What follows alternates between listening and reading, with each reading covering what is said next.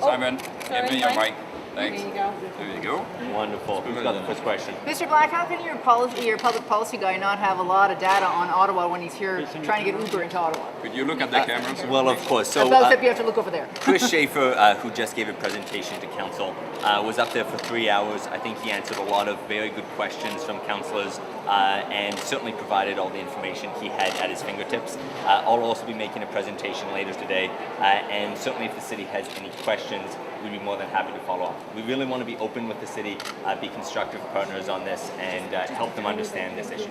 What is a good mile as far as Uber is concerned? Well, I think the proposal put forward by city staff is fair in many ways.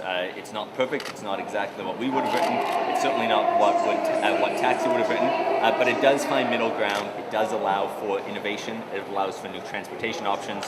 So the city staff recommendations, I think, are fair and balanced, and overall we support them. Are video cameras in the vehicles a deal breaker for Uber in Ottawa?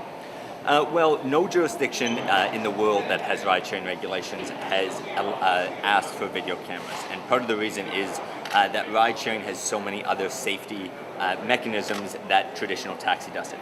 For example, rides are tracked, the parties are known to each other, so it's a very different model, and safety is ensured without video cameras in the car. If the committee gets a thumbs down to the regulations, are you going to stay in Ottawa?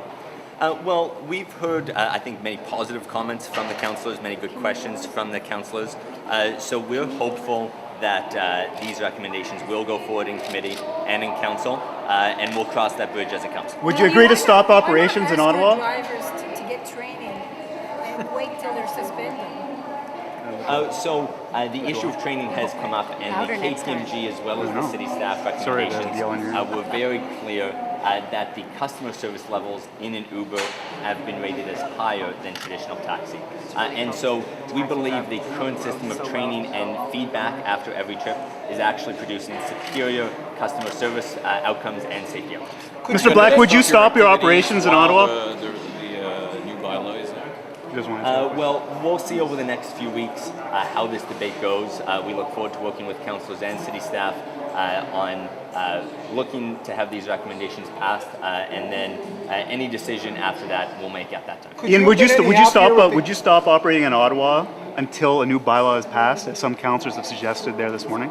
Well, kind of as I just addressed, I think that would be a discussion for once this bylaw comes into effect. But certainly there's tens of thousands of people in the city of Ottawa, not only who rely on Uber to get around the city, and it's really part of the transportation network now, but also rely on it for their income. So that's an important consideration, but we'll get through the next week and a half, see where City Council lands, and we hope to be able to continue offering our services in the city. Could you have been any happier with the KMPG report? It seems that he repeated that word a lot today, and it looks like it's falling to your favor. Could you please comment about that report in regards to what it's going to do for you in Ottawa?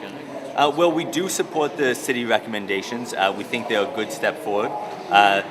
There's certainly things in there that we wouldn't have written. I think there are some impositions on drivers that add cost, that add time. And it's important to remember that ride-sharing drivers are part-time drivers. Many do it for only a few hours a week. So we wouldn't say the recommendations are perfect, but it's important here that the City of Ottawa commit to moving forward, open its arms to innovation, and we think the recommendations by and large do that. And we certainly commend city staff. They've put a lot of work into this and have listened to constituents in making this report. If approved, these new regulations, what kind of charge will it mean for you in terms of less profit? Would it make your operation less profitable? Well, I don't think the recommendations as put forward would necessarily change the prices for consumers or change the economics for Uber drivers. And so these recommendations put important safety measures in place. Always those have a cost, but reasonable safety measures are right to have in place. There will also be a fee imposed by the city, so there will be a fee paid by Uber to the city. We view that as fair, and so I think the model will be able to go on and continue serving the people. Would Uber prices be higher than they are now after the regulations come in? We don't anticipate they would be, but we'll need to see how the regulations actually come out in the next 10 days. Is it Mr. Schafer, evasive about saying he would comply with the regulations if it was passed.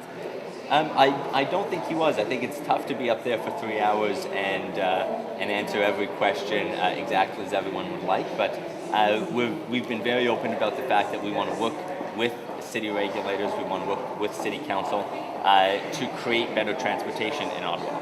And hopefully these recommendations, if passed, would allow that. There's so many more things that can happen with transportation in Ottawa. Carpooling, products like we've introduced in Toronto can come to Ottawa over time. Hopefully we can make the transportation system more efficient over time. But the first step is to have a regulatory framework that allows for all that innovation to Are you happen. confident about the outcome of this committee? I wouldn't want to take a guess on the outcome of this committee or city council. Certainly there's some good debate in there, and we welcome those questions and the debate. We'll have to see what the outcome is. Is a geofence the only factor that contributes to surge pricing, or is the amount of vehicles, Uber vehicles on the road, also contribute to surge pricing? So our system of dynamic pricing does respond to supply and demand in real time. It is important to note that anybody who does use the Uber app always has the ability to turn down higher prices, and they also have full transparency in the app about pricing. So it really is in response to supply and demand. Our goal always is reliability. We want a reliable transportation system in Ottawa. And it's also great to see Uber's been here in Ottawa for nearly a year and a half, and nearly 100,000 people in the city have been using the app. So I think that sends a strong signal that the service of Uber is welcome, and hopefully many other competitors come in and create better transportation in the city. I will ask you What's again. your take on Toronto new rules for Uber? Today, they were issued today. So. Well, we're still reviewing the rules. We have been in here this morning, but overall, similar to Ottawa, the rules in Toronto do provide a framework that supports ride sharing and supports innovation.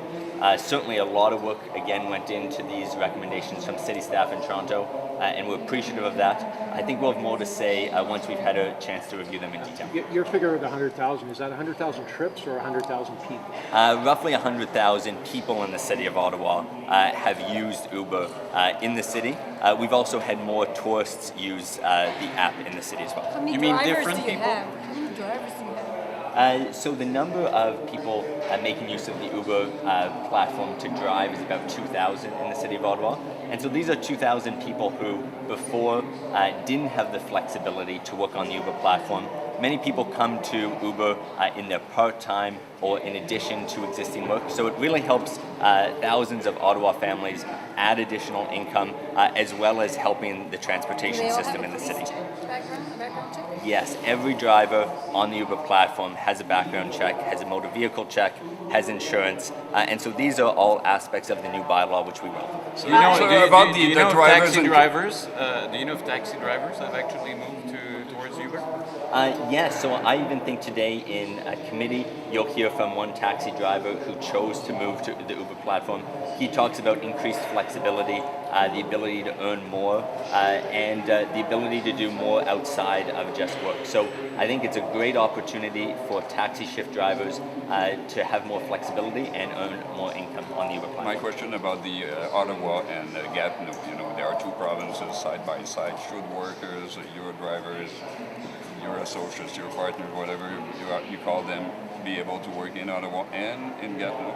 Or, have you talked about that There's dimension? regulations. We haven't had those conversations with either the federal government or the city specifically. So I think as a first step, we should get through regulating ride sharing in the city of Ottawa, and then we can tackle that broader question. It's an important one, but I think that will be one of the next things to think about from a policy. How are your conversations question, going with please. Bill Morneau on the federal tax issues? So we haven't had a chance to speak with the finance minister directly. Is that coming up?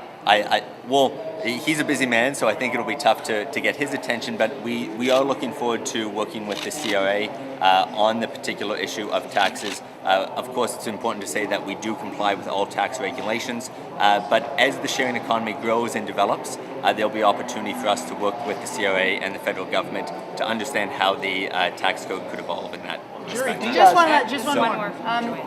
The taxi industry gave 9 demands of what they want. One of the first ones sounds reasonable to a lot of people, and it is that Uber or any other drivers show all their proof of criminal record checks and insurance to the city the way taxi drivers do.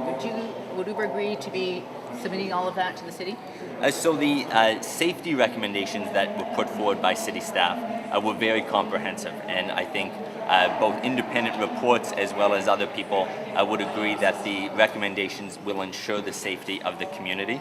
There's several motions put forward by taxi, which I think if you read through them, look more like they're trying to bring back an old model rather than open the city up to innovation. So we would support opening the city to innovation, to more competition, so that the city of Ottawa can have more transportation choices. Your name Has and he Name asked? and title, Your please. name? My name is Ian Black, General Manager, Uber Canada. Are you with Thank you all very much.